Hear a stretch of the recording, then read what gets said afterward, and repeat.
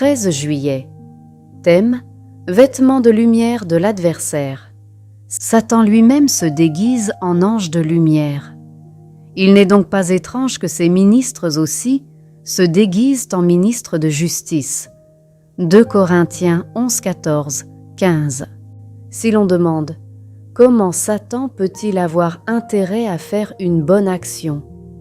Nous répondons « L'adversaire prend de cette façon le vêtement d'un ange de lumière et de miséricorde, non pour conduire à la lumière du monde, ni à la croix de Christ, ni à la Bible, mais pour en détourner et conduire à une autre espérance de salut et à un autre maître, pour séduire, s'il était possible, même les élus. Souvenons-nous que les paroles de notre Seigneur indiquent que lorsque les choses en seront venues, à ce point où Satan chassera Satan et guérira les maladies, ce sera une preuve évidente que son trône chancelant s'écroule, que c'est, pour ainsi dire, la dernière extrémité des efforts de l'adversaire pour séduire. En Satan, nous avons un ennemi juré de nos cœurs.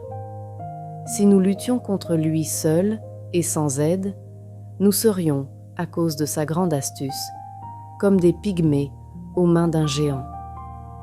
Il est si rusé qu'il peut faire paraître mal ce qui est bien et bien ce qui est mal.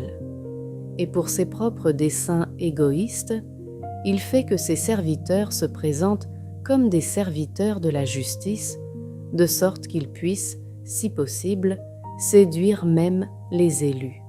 Aussi devrions-nous être toujours vigilants contre ces machinations et celles de ses serviteurs, lesquels sont toujours perfides. Question: Satan et ses serviteurs ont-ils cherché à me tromper cette semaine? Comment? Ai-je succombé ou ai-je été vainqueur? Comment? Avec quel résultat?